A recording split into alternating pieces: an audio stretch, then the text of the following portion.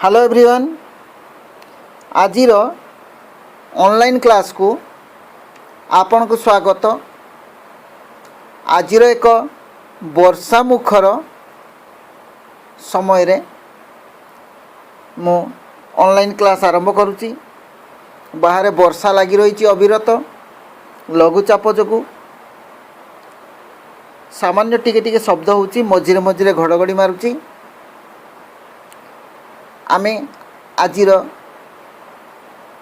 पाठ आरंभ करिया पूर्व कहीदेवाई चाहूँगी जे आज आम +2 सेकेंड ईयर इंग्लिश रो एक poem A psalm of life poet Henry Wordsworth Longfellow विषय पढ़ा। तेणु आपण माने आसंतु शीघ्र शीघ्र मो सहित जोड़ी ही जातु। आजिर पढ़ा इंटरेस्टिंग हेबार अछि। मु जानिछि आपण मानक भितर अनेक पिला इंग्लिश क्लास कहले क्लास करिया पई से माने आदौ चाहती नहीं, आउ अलगा क्लास करिए कि इंग्लिश क्लास करिया पई तांको टिके डर डर लगे बोधे।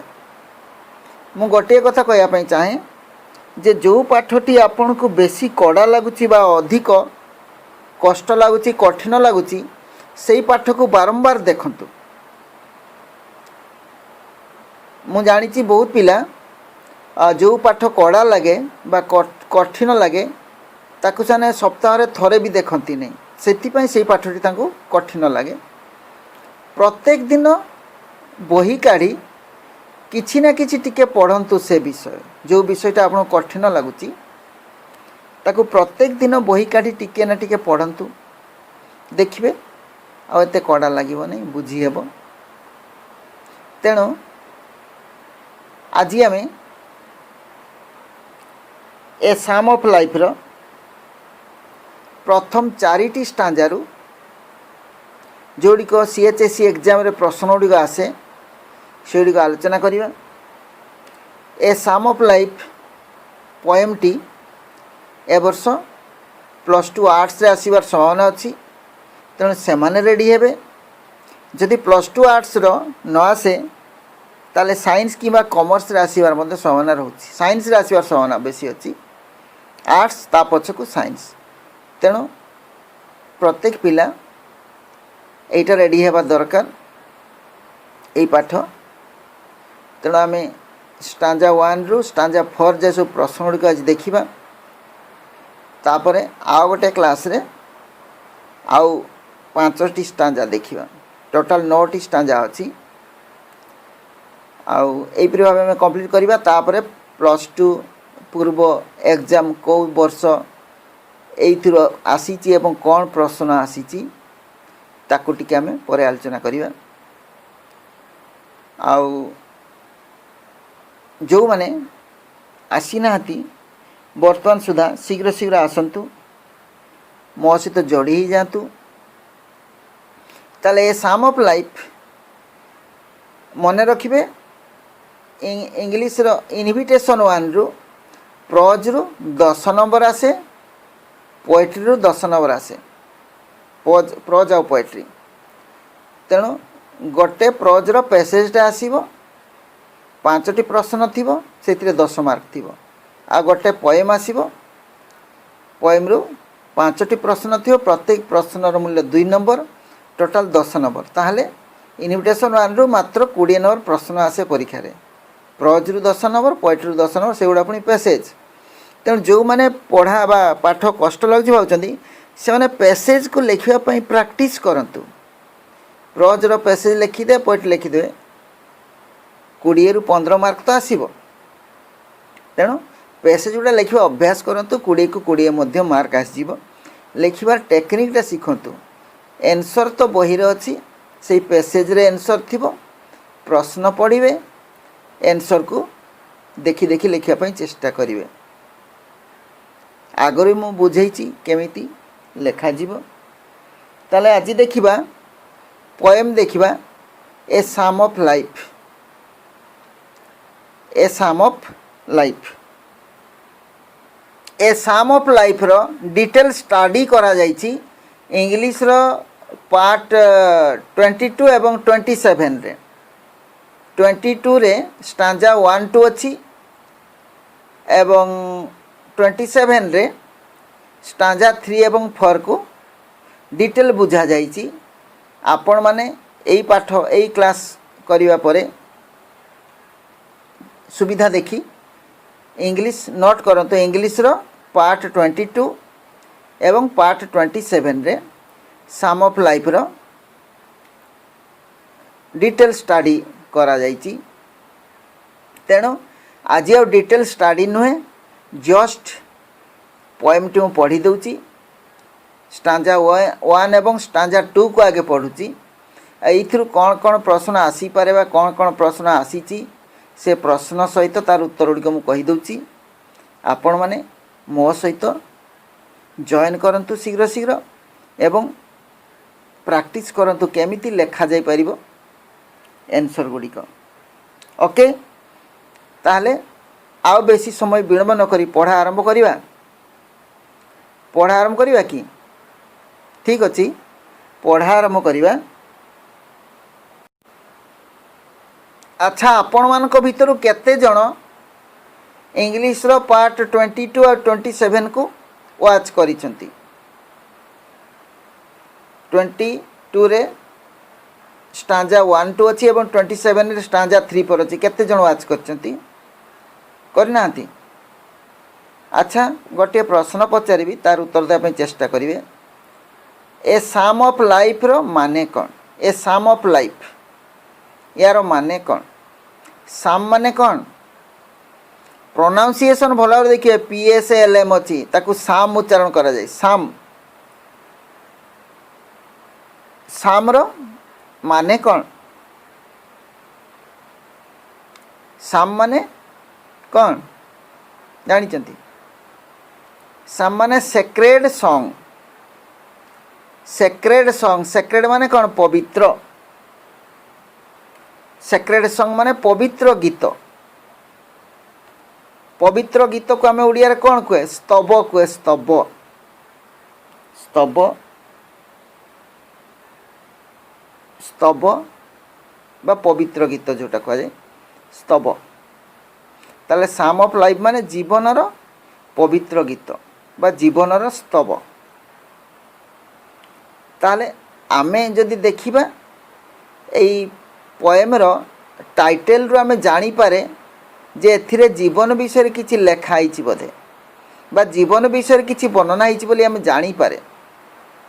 ताले प्रथम दुईटी स्टांजा मु पढुची ता सहित ब्रीफली केवल वर्ड गुड़िकर माने बुझे दूची। बेसी किछि डिटेल मु बुझेबिनी नहले आजिरो क्लास रे आमे एई चारिटी स्टांजा को ही पढ़ी सारी पारिबानी बुझे सारी पारिबानी कि प्रश्न उत्तर गुड़िक सारी पारिबा नहीं। ताले पढ़ुची मु tell me not in mournful numbers life is but an empty dream for the soul is dead that slumbers and things are not what they seem life is real life is earnest and the grave is not the goal. Dust thou art, to dust thou returnest, was not spoken of the soul. ताले मु ए दुईटी stanza को पढ़िली। ए दुईटी stanza रे कौन कौन सब कठिन word अच्छी देखिबा। Tell me not in mournful number. Mournful माने कौन? मोर्नफुल माने मोर्नफुल कौन कहया चेष्टा कर। मोर्नफुल माने कौन? सेड बा सरफुल। एसेडी सेड बा सरफुल ओडिया रे कह जिवो शोकपूर्ण। शोक बा दुखपूर्ण। सर सरफुल सेड सरफुल शोकपूर्ण बा दुखपूर्ण। शोकपूर्ण हम शोक शोक माने कौन?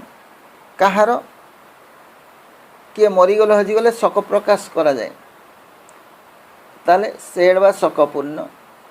नंबर्स नंबर्स माने कौन पोएम्स बा कविता एठी नंबर्स माने पोएम्स बा कविता। Tell me not in mournful numbers life is but an empty dream.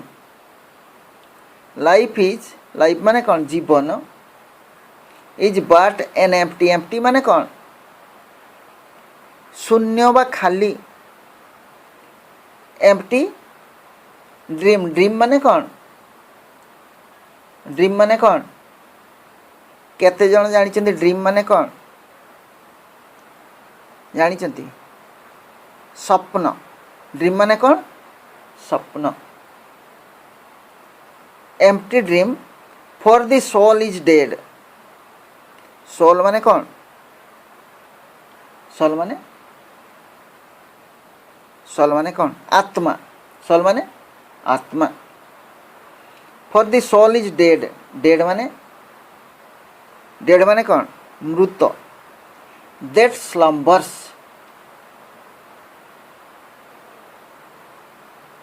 Slumber माने कौन सोई जीवा। स्लम्बर माने कौन सोई जीवा बा सोई पड़िबा बा sleep. And things are not what they seem. And things are not what they seem. Seem माने जना पड़िबा। ताले ए प्रथम स्टांजारे कवि कौन कहउचंती कवि poet believes that life is not an empty dream. Here the poet believes that life is not an empty dream. मो संगे कहया पई चेष्टा करंतु the poet believes that life is not an empty dream. The poet believes that life is not an empty dream. It is full of hopes and possibilities. There are hopes and possibilities in life. When the soul is asleep, आत्मा जो सोई जाए और dead सोई जावा माने कौन मृत। जे सोई थाए कौन से मृत। सोई थिला बड़े मनीष किसी जानी पारेनी माने सेते से सोई जाई थाए आत्मा तार सोई जाई थाए। When the soul is asleep or dead सोई जावा माने डेड सहित तो समान। Cannot see the realities of the life. आत्मा सोई गले जीवनर रियलिटी बा वास्तविकता जना पड़े नहीं। Such a man only thinks that life is meaningless. जे सोई सोई कटई दी अलस्वामी रे जार आत्मा सोई की थाए से कौन चिंता करे thinks that life is meaningless. से कहे जीवनटा मीनिंगलेस अर्थहीन because he fails to see the real world. से तो सुई जाई था तेणु रियल वर्ल्ड वा वास्तविक प्रकृत पृथ्वी से देखी पारे नहीं तेणु सी भावे लाइफ इज मीनिंगलेस है। ताले ताले सोल बा आत्मा जे कि इम्पोर्टेंट रोल गोटे plays an important role in distinguishing between joy and sorrow. But when the soul is not active, things do not appear in its real respect. है ना यदि आत्मा यदि सुई जाए प्रकृत कथा से जानी पारे नहीं से लोकटी। तापरटी देखिबा life is real, life is earnest and the grave is not its goal, dust the art to dust the returnest was not spoken of the soul. Life is real, life is earnest. Life is real, जीवन वास्तव। Life is earnest, earnest माने वास्तविक। Life is real, life is earnest. Earnest अर्थ व्यग्रत अर्थ मध्य बुझाए। Life has some serious and important task to fulfil. जीवन अनेक गुड़े काम करिबार थाए, इम्पोर्टाट काम पूरण, इम्पोर्टाट काम करिबा पई थाए, इम्पोर्टाट इच्छा सब पूरण करिबार थाए। mere living in body is not all the goal of life। ताले केवल बंचिकी रहिबा द्वारा जीवन लक्ष्य हासिल करी हुए नहीं। आमको सब एक्टिव होगा पड़ो जेकोसी काम करने। तेणु कहुई life is real, life is earnest and the grave is not the goal. Grave माने कौन? कबर। आ गोल माने डेस्टिनेशन वा लक्ष्य।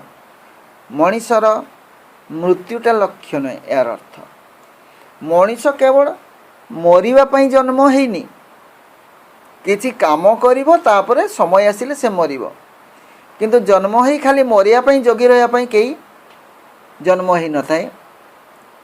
मृत्यु कदापि जीवन लक्ष्य नुहे, अर्थात मृत्यु कदापि जीवन लक्ष्य नुहे।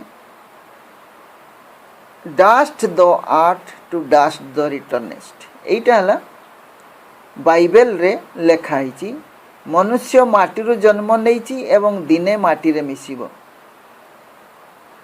है, किंतु बाइबल रो यही उक्ति आत्मा पर प्रयोजन है।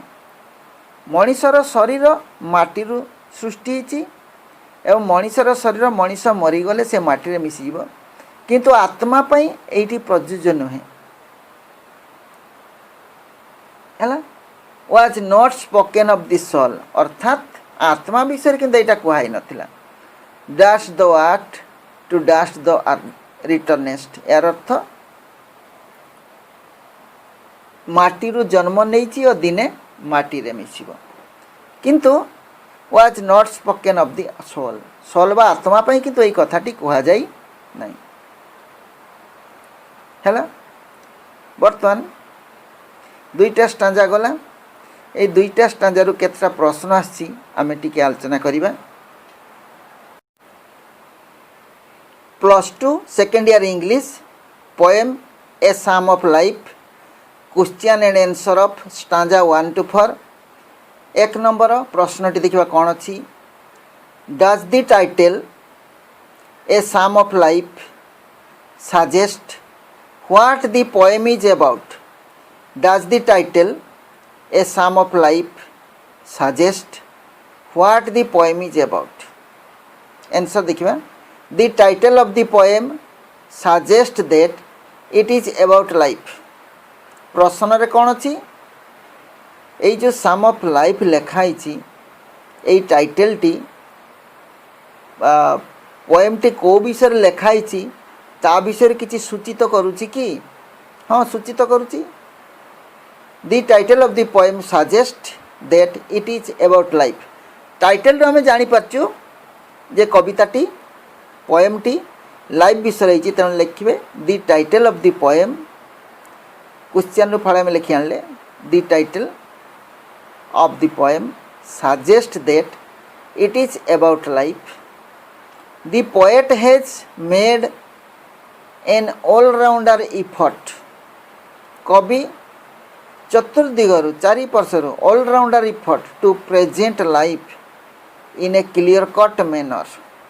गोटे क्लीयर कट आकार संपूर्ण आकार क्लीयर कट जमती संगे संगे बुझीहेब क्लीयर कट आकार मेनर रे सेटा को बुझेइचंती the poet has made an all rounder effort to present life in a clear cut manner he has presented the reality of life से जीवन रियलिटी को प्रेजेंट करचंती उपस्थापन करचंती he has presented the reality of life जीवन वास्तविकता को reality को से उपस्थापन कर प्रेजेंटेड माने उपस्थापन करचंती he has presented the reality of life its best purpose एहार सबुठारु भल पर्पज लाइफ रो पर्पज उद्देश्य है उद्देश्य एंड दी अल्टीमेट माने शेष लक्ष्य ताले सी सुंदर भाव में क्लीयर कट भाव बुझे कौन जीवन रो सबुठ भल उद्देश्य कौन आउ सबुठारु शेष लक्ष्य कौन it's best purpose and the ultimate and माने कौन लक्ष्य एंड माने अभाव भी थाई एठरे लक्ष्य अर्थ राशि है ताले बुझी पारे the title of the poem suggests that it is about life. The poet has made an all-rounder effort to present life in a clear-cut manner. He has presented the reality of life, its best purpose, and the ultimate end. प्रथम स्टांजार एक number गला दुई number देखिबा एक number स्टांजार प्रथम स्टांजार दुई number टी अच्छी how does the poet advised to the readers how does the poet advised to the readers reader मानकु जो माने ए पोएम पढ़ुचंती रीडर मानकु कवि कौन एडवाइस देइचंती कौन उपदेश देइचंती the poet advised the readers the poet advised the readers to give up the idea. The poet advised the readers to give up. Give up माने कौन परित्याग करिबा एटा गोटे कौन phrase the poet phrasal verb है phrasal verb the poet advised the readers to give up give मान गोटे phrasal verb परित्याग करिबा The poet advised the readers to give up the idea that life is nothing but an empty dream. Give up माने कौन परित्याग करिबा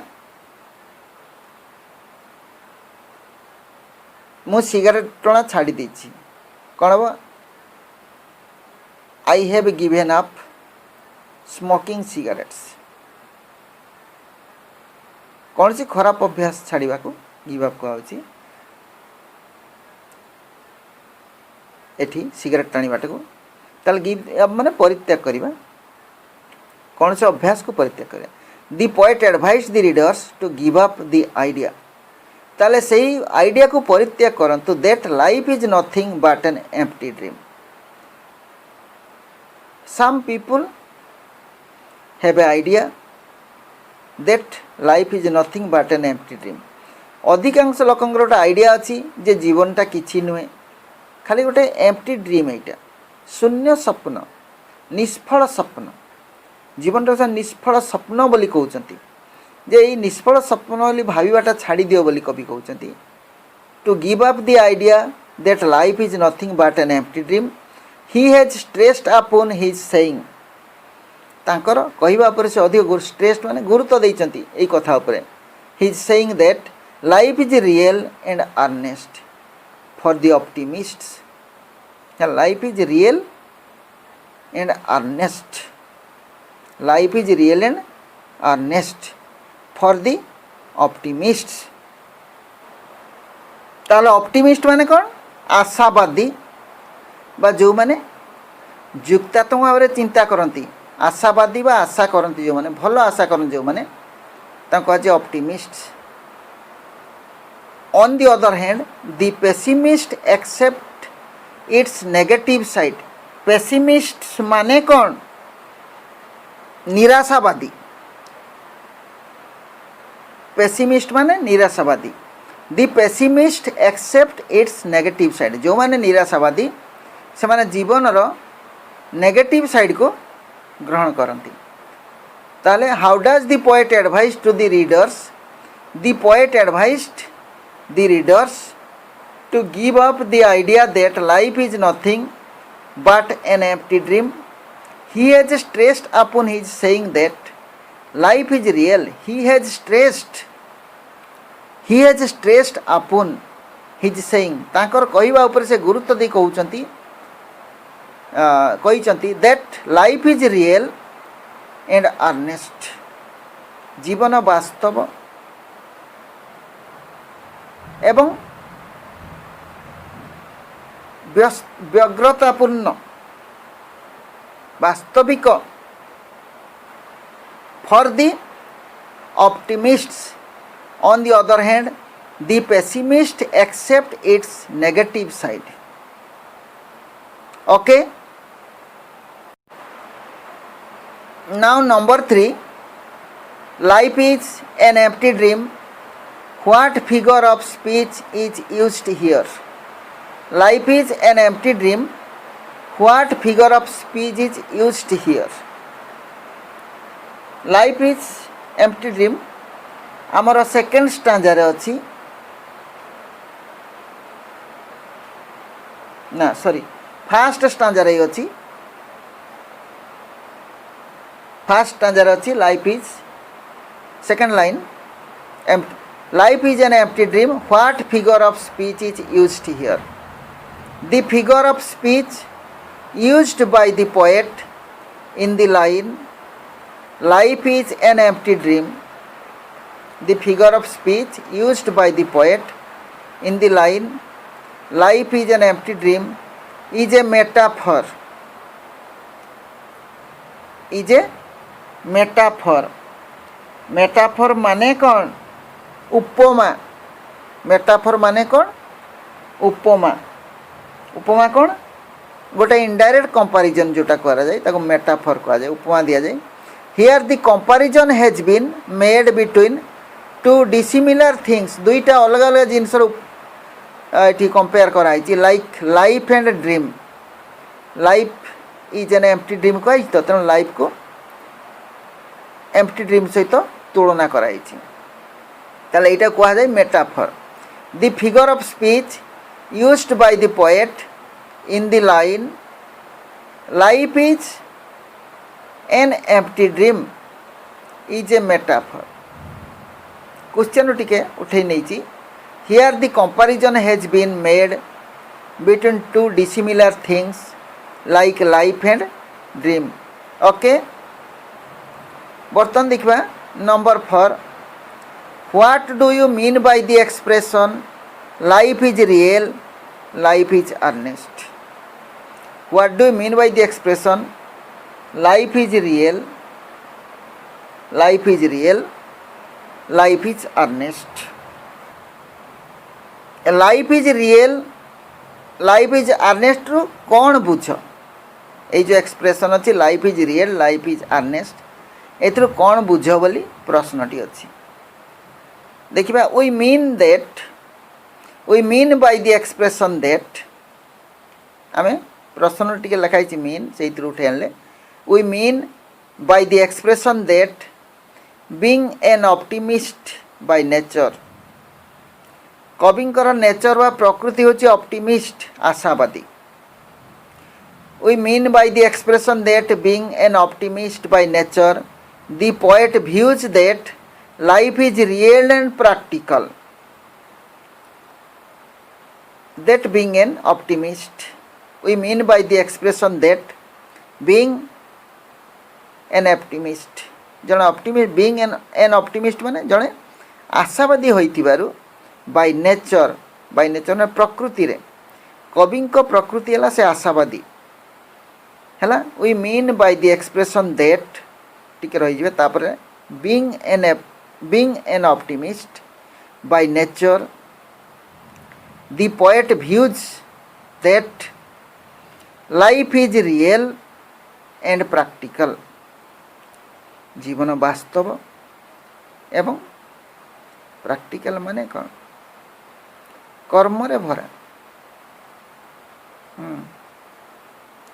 In order to survive on the surface of the earth, पृथ्वी ଉପରେ ବଞ୍ଚିକି ରହିବା ପାଇଁ ହେଲେ ହେଲା, in order to survive ମାନେ ବଞ୍ଚି ରହିବା, in order to survive on the surface of the earth, surface ମାନେ ପୃଥିବୀ ଉପରେ, ପୃଥିବୀରେ ବଞ୍ଚି ରହିବାକୁ ହେଲେ on ହେଲେ one has carry on one's work, one has carry on one's work, ଜଣେ ନିଜର କାମକୁ ଚାଲୁ ରଖ, carry on ମାନେ କ'ଣ? ଏଇଟା ବି ଗୋଟେ ଫ୍ରେଜାଲ ଭାବ, carry on ଚାଲୁ ରଖିବା।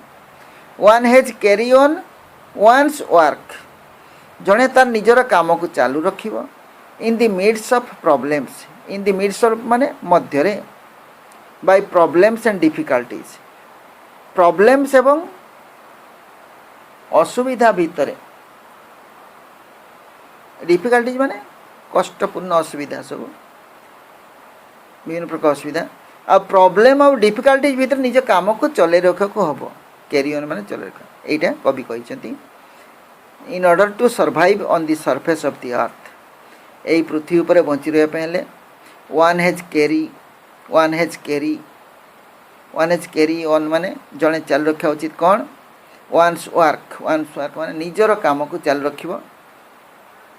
in the midst of problems and difficulties, problems ଆଉ difficulties ମଧ୍ୟରେ କାମକୁ ଚାଲୁ ରଖିବାକୁ ହେବ ଜଣକୁ ଯଦି ସଫଳତା ହାସଲ କରିବାକୁ ହେବ ବା ଜୀବନରେ ବଞ୍ଚି ରହିବା ପାଇଁ ପଡ଼ିବ। ବଞ୍ଚି ରହିବାକୁ ହେଲେ ଏଇସବୁ କାମକୁ ଚାଲୁ ରଖିବା ପାଇଁ ପଡ଼ିବ, ଯେତେ ବାଧା ବିଘ୍ନ ଅସୁବିଧା ଆସୁ। ବୁଝିହେଲା?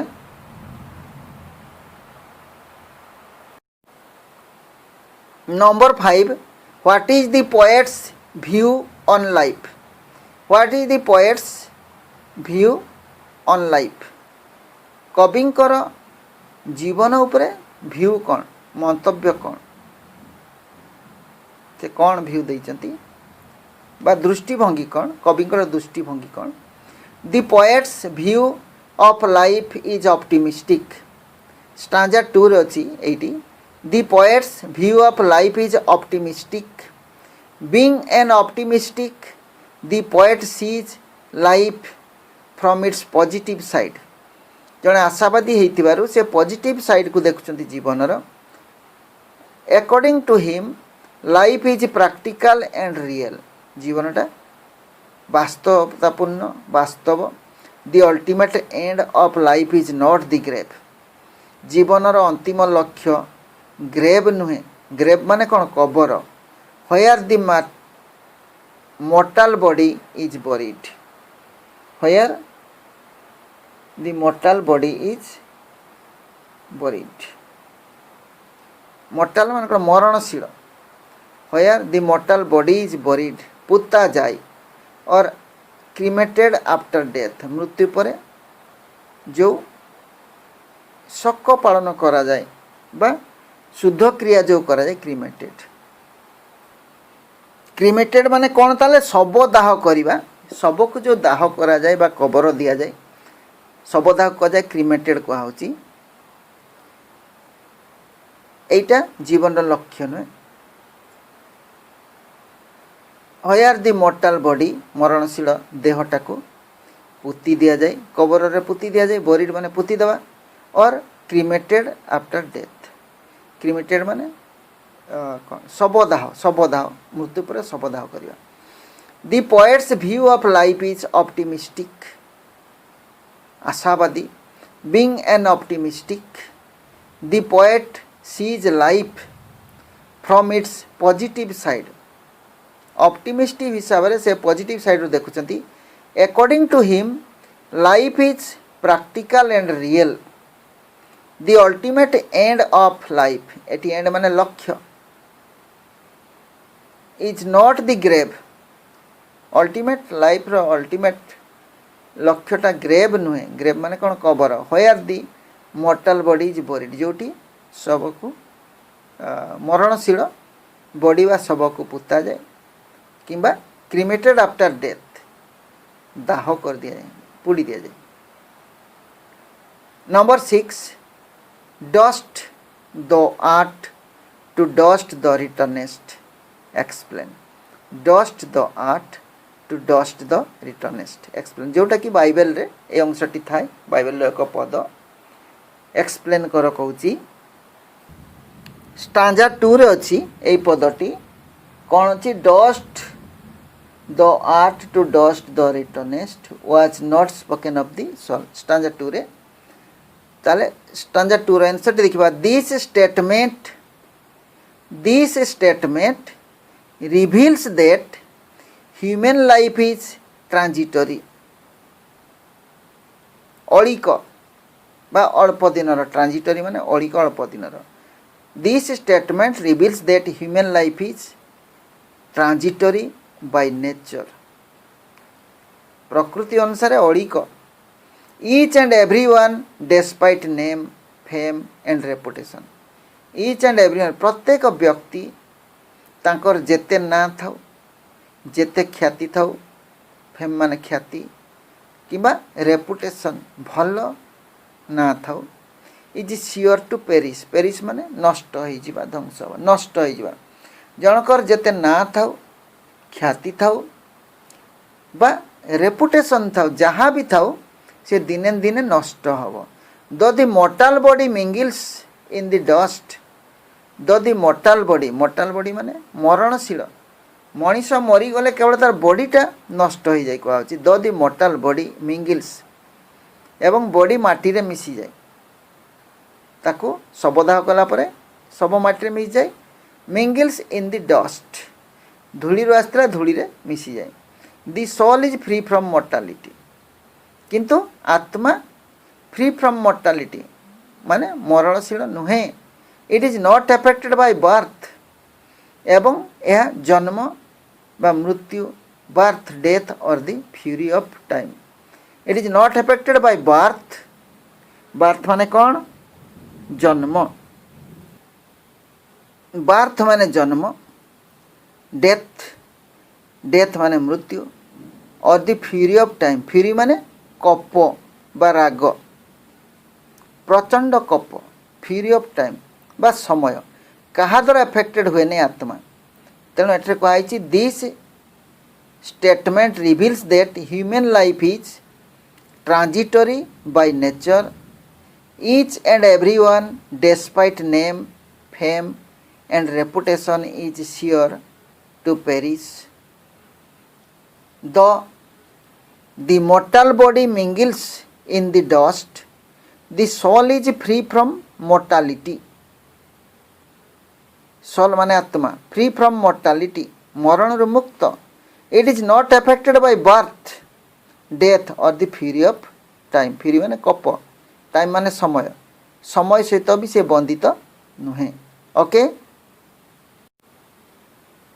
Now question 7 What is the view of the poet on soul? Or what does the poet tell us about the human soul? এই स्टांजा 2 रे हमें देखितिले এই প্রশ্নর উত্তর স্টাंजा 2 রে ଅଛି What is the view of the poet on soul? Or what does the poet tell us about the human soul? The poet views that the human body that is subjected to perish is formed of 5 elements such as air, water, fire, sky and dust. The mother earth mingles the dead body. The soul is immortal, which has no birth, no death. The poet views that the human body that is subjected to perish कवि तांकर भ्यू दे कहउचंती that the human body that is subject to perish मनीषर देह जोटा कि मरणशील दिने नष्ट हम नष्टशील इज फॉर्म्ड ऑफ 5 एलिमेंट्स 5टी उपादान रे गढ़ा बोली से कहउचंती सच एज एयर वायु वाटर जल फायर अग्नि स्काई आकाश एंड डस्ट माने माटी बा धूली the mother earth mingles the dead body mingles माने मिसई दिए मिसी जीवा द मदर अर्थ पृथ्वी माता मिंगल्स द डेड बॉडी मृत देह को माटी मिसई दिए दि सोल इज इमोर्टाल किंतु आत्मा अमर अटे इमोर्टाल माने अमर मरणशील नुहे अमर which has no birth no death जार जन्म नहीं कि मृत्यु नहीं। Now number 8 which line means death is not the ultimate end of life एटा भी सेकंड सेकंड अच्छी बोले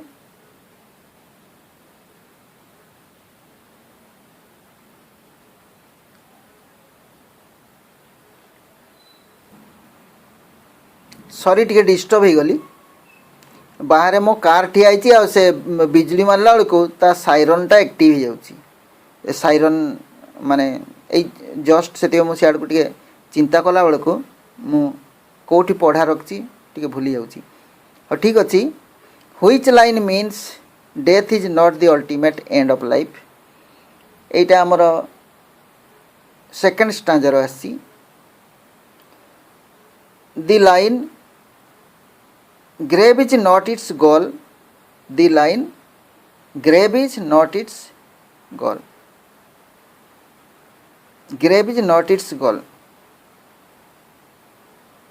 এইটা এই যে লাইনটা the line grave is not its goal means that death is not the ultimate end of human life question ଅଛି which line means death is not the ultimate end of life कौ line टार माने है death is not the ultimate end of life कौ line से line टा answer आम लिखे the line grave is not its goal means that death is not the ultimate end of human life बुझीगला तो बुझीगला नहीं सी प्रश्न पचार व्हिच लाइन ए कौ लाइन टा बुझाए death is not the ultimate end of life मृत्युटा जीवन रो शेष लक्ष्य नुहे बोली कौ लाइन टा बुझाए से पचार आम से लाइन टाक उठे ने कौटा the line grave is not its goal ये लाइन टा बुझाई कौन grave is not its goal means that death is not the ultimate end of human life okay now let us see the stanza 3 and 4 briefly आलोचना करिवा स्टांजा 3 और 4 को टिके देखिवा not enjoyment and not sorrow is our destined end or way but to act that each tomorrow finds us further than today stanza 3 देखिबा कौन लिखा है नॉट एंजॉयमेंट एंजॉयमेंट माने कौन भोग विलास नॉट एंजॉयमेंट माने भोग विलास नुहे एंड नॉट सरो sorrow means distress not enjoyment and not sorrow distress बा दुख भोग विलास नुहे कि दुख नुहे is our destined end or way is our destined end माने पूर्व निर्धारित लक्ष्य प्री डिटरमाइंड एम कह जाए ताकू भोग कि विलास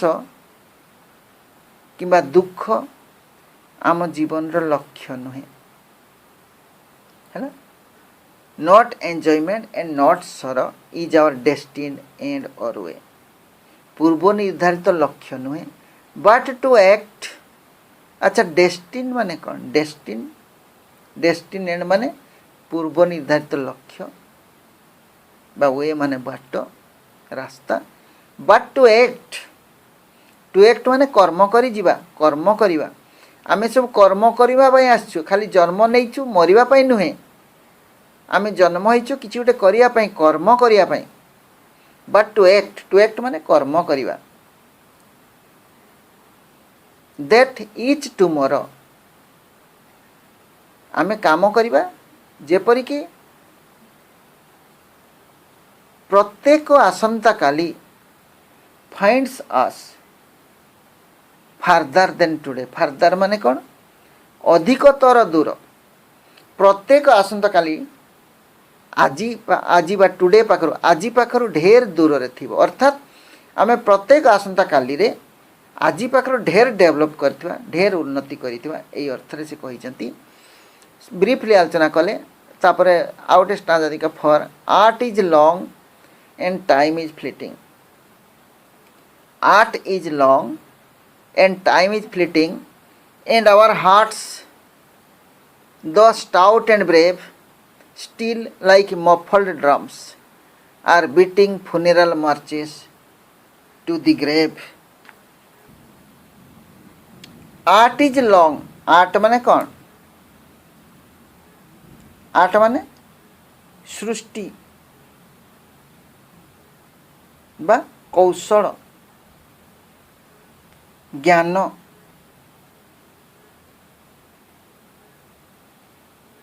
जहाँ मनीष सृष्टि करते आर्ट माने सृष्टि अर्थ आसी आर्ट इज लॉन्ग माने it takes a long time to make our life memorable art is long माने आमर जीवन को स्मरणीय करिया पई बहुत टाइम लगे and time is fleeting fleeting माने कौन द्रुत गति आगे जीवा टाइम इज फ्लीटिंग माने human being is becoming old day by day Manish धीरे धीरे बुढ़ाई जाउछि टाइम इज फ्लीटिंग माने मनीषर समय धीरे धीरे आगे जाउछि सरी जाउछि समय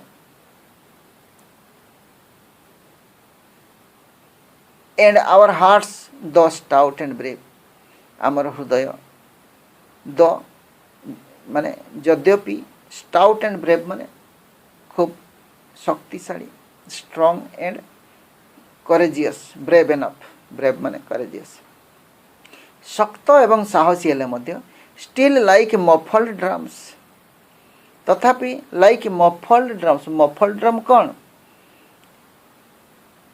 eight a funeral drums are covered with a cloth to deaden the sound and make it more solemn जेते बेले अंत्येष्टि क्रिया होता है funeral drums हेते बेले गोटे ड्रम को कनारे घोड़े दियंती जोटी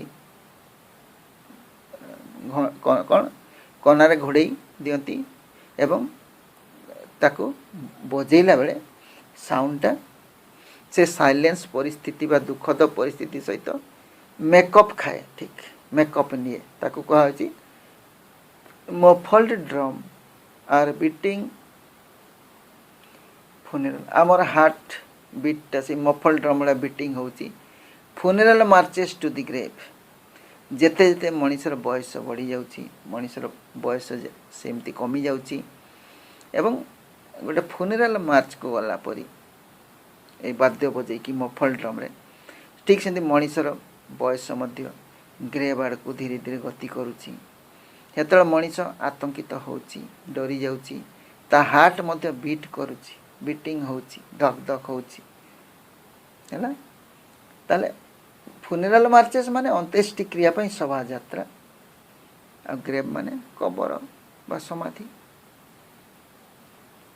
ओके ए हला 4 नंबर रो स्टांजा क्वेश्चन को देखिबा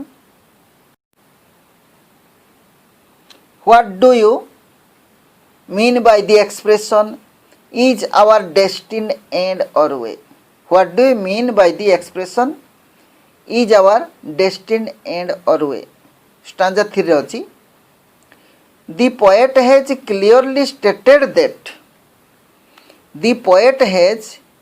clearly stated that joy and sorrow is not the goal of life the poet has clearly stated that joy and sorrow is not the goal of life he has instructed the readers to act according to our potentiality in such a manner that we can add a new leap to our success and each tomorrow finds us further from today. The poet has clearly stated that clearly कहिचंती कवि joy and sorrow is not the goal of life जीवन रो लक्ष्य न joy and sorrow he has instructed the reader मान को instruct करचंती to act according to our potentiality आमर body रे जो ताकत रही सामर्थ्य रही से अनुसार आम काम करवा in such a manner that we can add a new leaf to our success एमती भाव काम करवा जे आम प्रत्येक दिन ए न्यू लीफ माने गोटे फर्द जोड़ीद आम जीवन आम सफलतार गोटे फर्द जोड़ीद प्रत्येक दिन new leaf to our success and each tomorrow finds us farther from today प्रत्येक आसंता काली आज पाखर आउ टिके उज्जवलमय होइथिबो सुंदर होइथिबो। तपर देखिबा number 10 what does the poet mean by the expression art is long and time is fleeting art is what does the poet mean by the expression art is long and time is fleeting एटा stanza 4 रची art is long and time is fleeting by this expression the poet means to say that art is otherwise known as learning or knowledge. By this expression, the poet means to say that art is otherwise known as learning or knowledge. Art माने learning बा knowledge बा सृष्टि which stands against the force and fury of time. जोटा कि छिड़ा ही पारे stand करी पारे against the force and fury of समयर शक्ति बड़ बा कप बा राग को एवॉइड करि पारे से time fury of time according to poet is omnipotent time according to poet is omnipotent माने कौन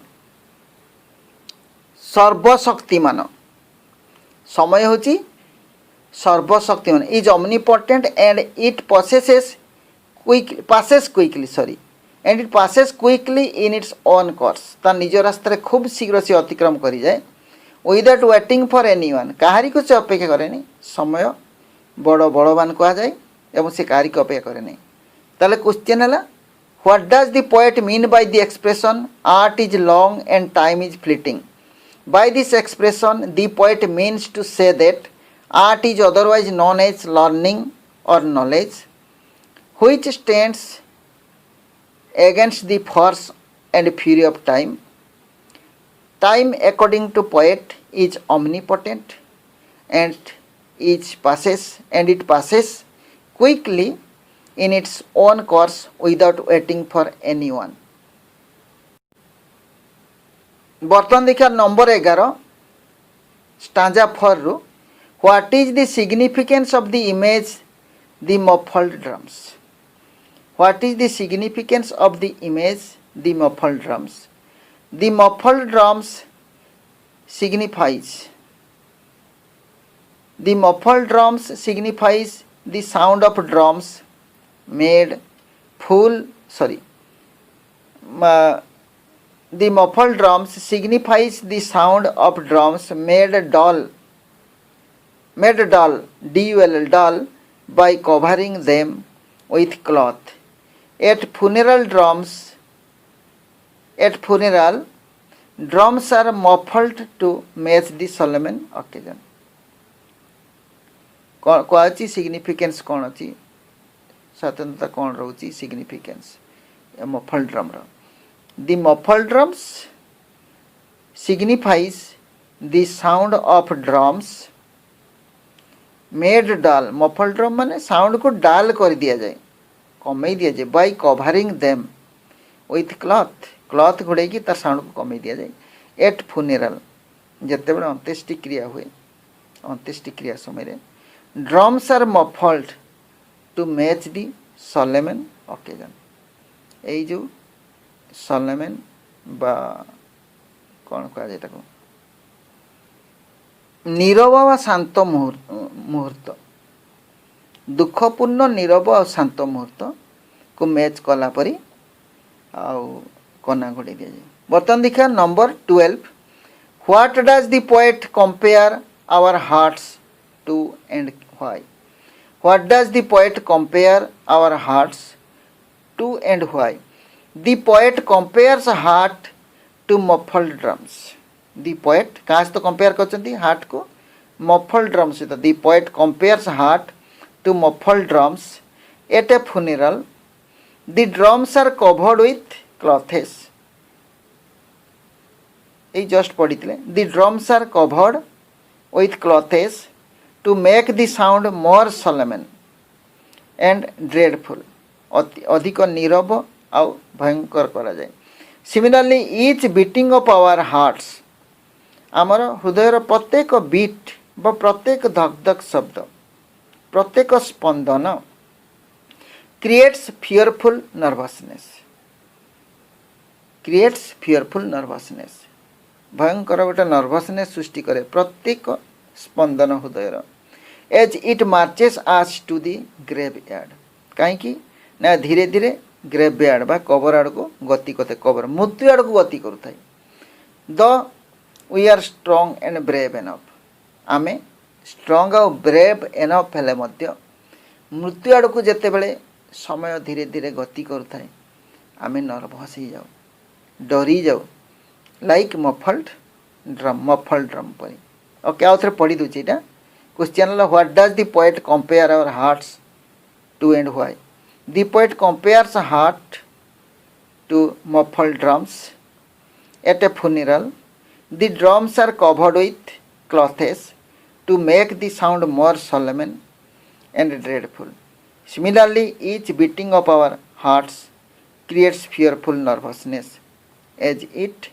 marches us to the graveyard though we are strong and brave enough ठीक अच्छी आज ये बहुत बड़ हो गला वीडियो आउ वीडियो केमती लगिला कमेंट माध्यम जनइबे जदि भल लगिला लाइक टे करेंगे आ जो मैंने नुआ कर आज वीडियो देखुं से माने चैनल को सब्सक्राइब करूँ चैनल सब्सक्राइब करने कौन सी पैसा देवाक पड़े नहीं मुफ्त रे बिना पैसा पाठ देखिए नोट्स पाइबे आठर आ कौन अधिका चाहती घरे ट्यूशन सार परी डेली 8:30 मुझे आसूची एवं आपण को पाठ बुझाऊँगी तेणु जो मैंने नुआ से माने चैनल को सब्सक्राइब कर दिंतु एथि कौन सी पैसा पड़ूनी आपन किसी लॉस हबार नहीं आउ बेल आइकन को क्लिक करेंगे ऑल नोटिफिकेशन को ऑन करेंगे ताले परवर्ती अपडेट गुड़िकर आपण पाखक संगे संगे चलीज थैंक्स धन्यवाद जोटी था भल था सुखरे था थैंक्स फॉर वाचिंग।